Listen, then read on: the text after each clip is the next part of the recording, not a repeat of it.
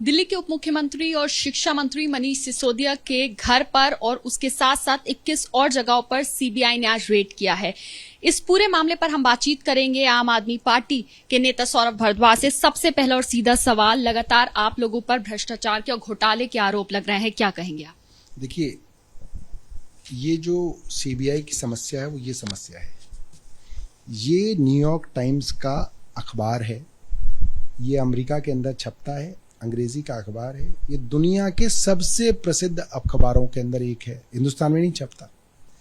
इस अखबार के पहले पेज पे दिल्ली के सरकारी स्कूल के बच्चों की तस्वीर छपी है और नीचे शिक्षा मंत्री मनीष सिसोदिया की तस्वीर उस सरकारी स्कूल के बच्चों के साथ छपी है और लिखा हुआ है, our children are worth it.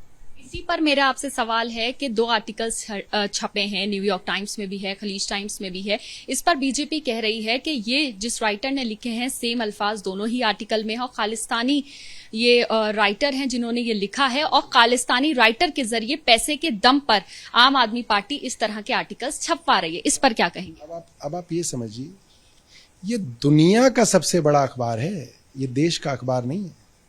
मैं तो देश के बड़े अखबार के लिए भी नहीं मान सकता, जो बड़े बड़े अखबार हैं, कि वो किसी के पैसे देने पर अपने फ्रंट पेज पर स्टोरी छाप देंगे। ये बीजेपी के दिमाग का दिवालियापन है, इनकी नासमझी है और इनकी जलन है कि जिस बात पे इन्हें गर्व होना चाहिए। देखिए क्या है, किसी भी राज्य का हो, है तो हमारे देश का। हमारे देश के एक राज्य के सरकारी स्कूल के बच्चों की फोटो फ्रंट पेज पे छप रही है अमेरिका में। आप सोचिए कितनी बड़ी बात है। आज तक क्या छपता था अमेरिका के अंदर? देश के अंदर गरीबी है, बलात्कार होते हैं, क्राइम कैपिटल है, रेप कैपिटल है, ये छपता था इन अखबारों में। लेकिन आज जिस घोटाले की बात सौरभ हो रही है वो शराब नीति को लेकर हो रही है। लगातार सीबीआई की जांच की बात हो रही है। अब मनीष सिसोदिया के घर इससे पहले सत्येंद्र जैन पर देखा गया कि इस वक्त वो जेल में भी हैं। क्या कहेंगे जो पूरा चल रहा है एक सिनेरियो? पहले मैं बीजेपी की बात का जवाब दे दूं कि जिस देश के बच्चों की तस्वीर अखबार में छपी है, बीजेपी को तो उस पर गर्व होना चाहिए था। और भारतीय जनता पार्टी क्या कह रही है कि ये पेड न्यूज है। मुझे बहुत दुख हुआ कि वो इतने बड़े अखबार के बारे में इस तरीके की बात कह सकते हैं। बीजेपी के जो कार्यकर्ता अमेरिका के अंदर रहते होंगे, जो नौकरी करते होंगे, वो जानते हैं ये अखबार कितना बड़ा और प्रतिष्ठित अखबार है। अब उस आदमी को, जिसको दिल्ली की शिक्षा क्रांति का जनक माना जा रहा है, उस शिक्षा मंत्री के घर आज सीबीआई का छापा पड़ रहा है। पूरी दुनिया कह रही है कि इतना महान आदमी मनीष सिसोदिया है और प्रधानमंत्री का कार्यालय कह रहा है कि इससे भ्रष्ट आदमी कोई नहीं है। ये जो दुर्भाग्य है इस देश का, मैं वो आपको जो है रेखांकित करने की कोशिश कर रहा हूँ। ये जो सीबीआई की बात आपने मुझसे पूछी, ये कोई पहली बार कोई ना कि सीबीआई हमारे यहाँ आई है। पिछले 8 सालों से सरकार चल रही है, कई बार सीबीआई आई। मुख्यमंत्री कार्यालय के अंदर छापा पड़ा, उप मुख्यमंत्री के यहाँ छापा पहले भी पड़ चुका है। शुंगलू कमेटी बनाई गई, 450 फाइलों को उन्होंने ढूंढा, देखा, कुछ नहीं मिला। सीबीआई ने पहले भी केस रजिस्टर किए, टॉक टू एके के अंदर केस रजिस्टर किया, उसमें कुछ नहीं मिला। गिरफ्तार भी किए अफसर, कुछ नहीं मिला, मिलेगा कुछ नहीं। जिस दिन छापा पड़ेगा उस दिन भारतीय जनता पार्टी के नेता टीवी पे आकर हमको भ्रष्टाचारी कहेंगे, क्योंकि ये मौका है उनका कहने का। सीबीआई उनके पास है, जिसके घर जाएं छापा मार दें, मगर निकलेगा कुछ नहीं। शराब नीति की बात होती है, सीबीआई रेड की बात हो रही है, तो आप लोग बात कर रहे हैं दिल्ली के शिक्षा मॉडल और स्वास्थ्य मॉडल की। तो शराब नीति में क्या कुछ घोटाले ऐसे हैं जिसका लगातार बीजेपी जो है वो आरोप लगा रही है, आम आदमी पार्टी को लगातार भ्रष्ट बता रही है? ऐसा क्या कुछ चल रहा है? देखिए, भारतीय जनता पार्टी एक प्रोपेगेंडा बेस्ड पार्टी है। एक प्रोपेगेंडा चलाते हैं, झूठ को 1000 बार बोलते हैं ताकि वो सच लगने लगे। दिल्ली के अंदर एक एक्साइज नीति बनाई गई, एलजी साहब इनके हैं, इनके पास भेजी गई। एलजी साहब ने कुछ सुझाव दिए, उन सुझावों को रखा गया, एलजी साहब के पास भेजी गई, एलजी साहब ने हस्ताक्षर किए, एलजी साहब ने नोटिफाई किए, इनके द्वारा लगाए हुए एलजी। अगर इतनी घटिया शराब नीति थी, इतनी घटिया एक्साइज नीति थी, तो एलजी साहब ने क्यों उसको नोटिफाई किया, क्यों उसको पास किया? जब ये पॉलिसी इंप्लीमेंट हो रही थी, इंप्लीमेंटेशन से 2 दिन पहले 17 नवंबर को दुकानें खुलनी थी, 15 नवंबर को एलजी साहब ने कहा 40% दुकानें नहीं खुल सकती।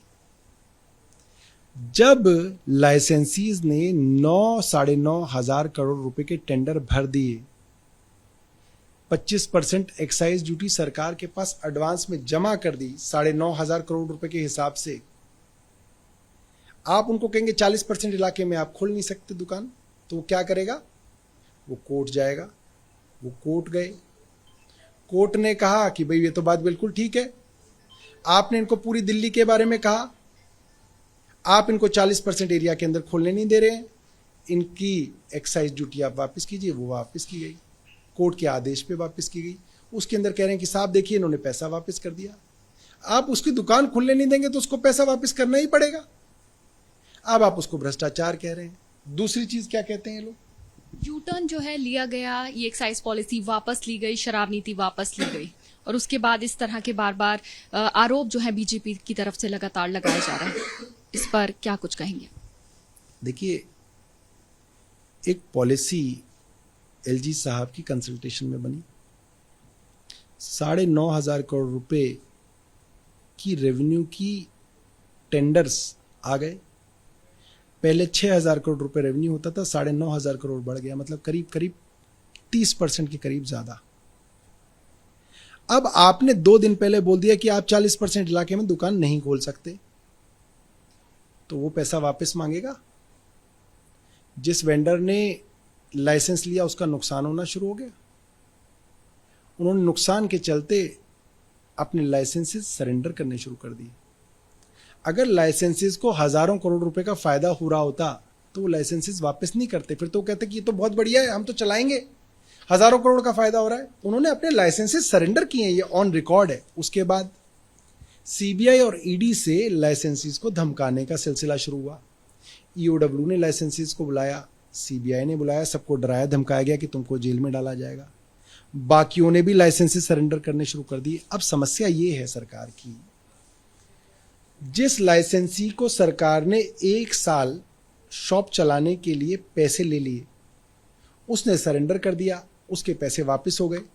अब उन जगहों पे आप दुकानें खोल नहीं सकते क्योंकि एलजी उस पॉलिसी को रिन्यू नहीं कर रहे, तो सरकार के तो पैसे का नुकसान हो गया ना भाई। जिसने कमिटमेंट कर रखी थी उसने लाइसेंस ही सरेंडर कर दिया, अब वो पैसा देगा नहीं, वहां शॉप होगी नहीं, तो सरकार का जो रेवेन्यू था वो वापस नीचे आ जाएगा।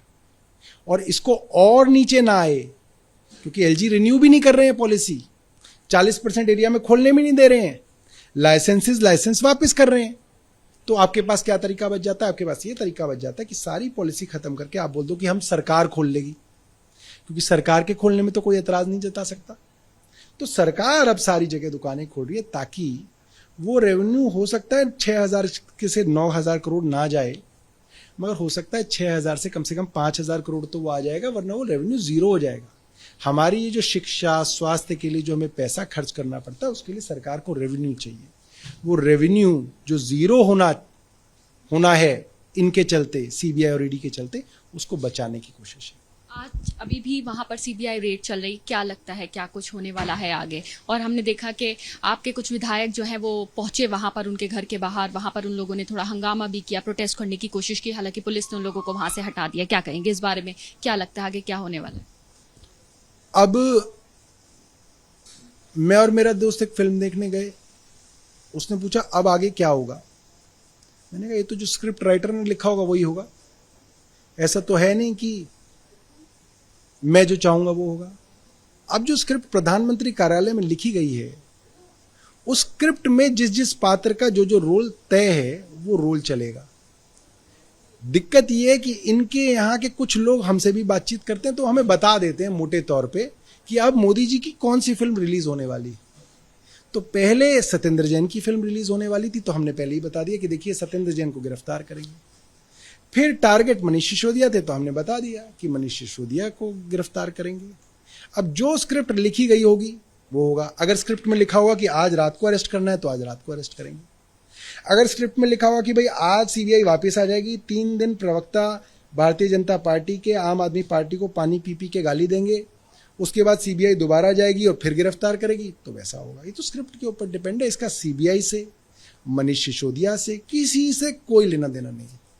हमसे बात करने के लिए। तो आपने सुना सौरभ भारद्वाज को, जिन्होंने साफ तौर से कहा कि ये पूरी एक प्रोपेगेंडा है जो आम आदमी पार्टी के और उनके मंत्रियों के खिलाफ चल रहा है। कैमरा पर्सन दीपक चौधरी के साथ मदीहा खान, एबीपी न्यूज, दिल्ली।